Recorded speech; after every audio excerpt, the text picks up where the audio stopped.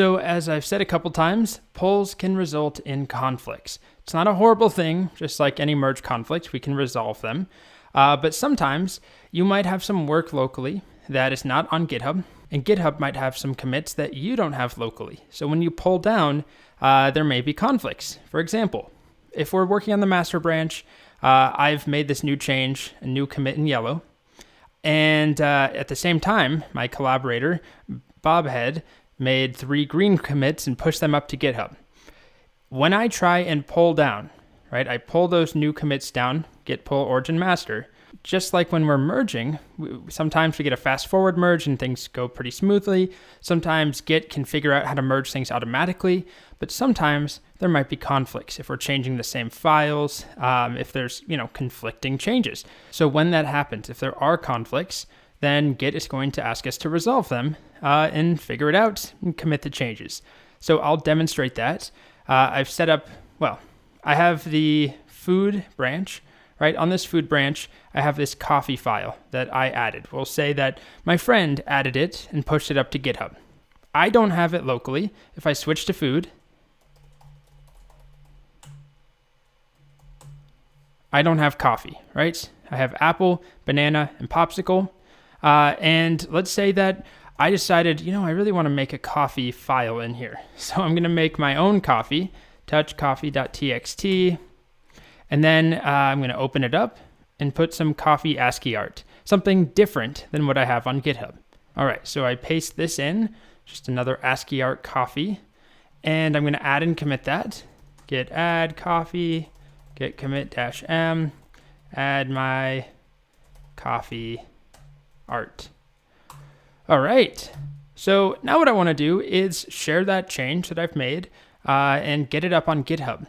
But as a good practice, before you ever push something up to GitHub, you want to pull down and see if there's changes, right? If there's anything that is going to be problematic, any conflicts. So that's what I'm going to do. Git pull origin, and I want the latest changes from the food branch. But remember, I have a commit on here that does not exist on GitHub, and GitHub has a commit on the food branch that does not exist on my machine. So when I do that, oh no, who could have ever predicted this? Conflict in coffee.txt. Automatic merge failed, it doesn't know what to keep, fix the conflicts, and then commit the results.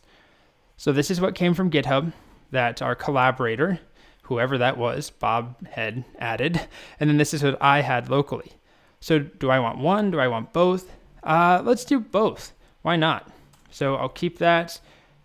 Remember, I can also use the VS Code, just accept both changes button. That makes it easy.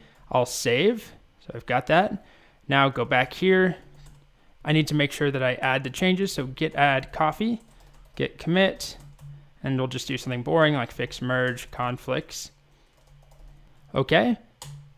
And now we've merged together everything, but we see something that we didn't see before. Your branch is now ahead of origin/food. How is it ahead?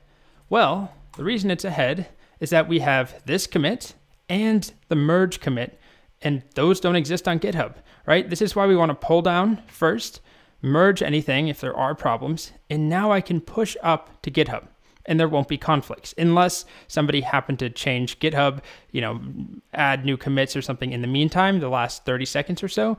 Otherwise, we'll be good to go. So origin/food is still right here. This is what GitHub looks like at this point in time.